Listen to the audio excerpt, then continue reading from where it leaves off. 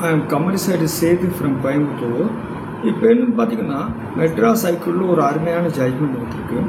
பார்த்தீங்கன்னா யாருக்கு Indian railway corporation versus additional commissioner GST.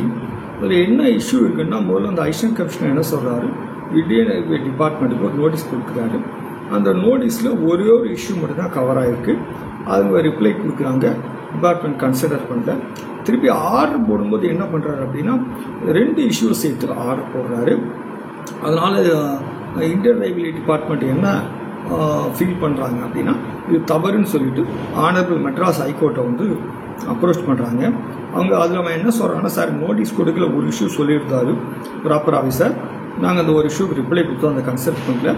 அதுக்கப்புறம் ஆர்டரில் வந்து 2 இஷ்யூவாக எக்ஸ்ட்ரா ஒரு இஷ்யூ சேர்த்து ஆர்டர் போட்டிருக்காரு. இது சரியில்லாது. ரெண்டாவது பிஹெச்க்கு டைம் டேட் எதுவுமே மென்ஷன் பண்ணிட்டு பிஹெச் கொடுக்கல, சரியில்லாதுன்னு சொல்லி ஆனரபிள் ஹைகோர்ட்டை அப்ரோச் பண்ணுறாங்க. ஆனரபிள் ஹைகோர்ட் என்ன சொல்கிறாங்க அப்படின்னா, favour of the assess Indian railway கார்பரேஷனுக்கு ஏற்ற மாதிரி அந்த போட்ட ஆர்டர் சரியில்லாதுன்னு கேஷ் பண்ணி கேஸை ரிமாண்ட் பண்ணி இன்னொரு பிஹெச் கொடுத்து ரிப்ளை கேட்டு க்ளோஸ் பண்ணுங்க அப்படின்னு சொல்லிட்டாங்க. ஸோ நம்ம இதுலேருந்து என்ன தெரிஞ்சுக்கலாம்னா, ஆர்டரில் நிறைய இஷ்யூ சொல்லிட்டு நோட்டீஸில் கம்மியான இஷ்யூ சொல்லியிருந்தால் கண்டிப்பாக நம்ம செக்ஷன்லேயே க்ளீனாக இருக்குது.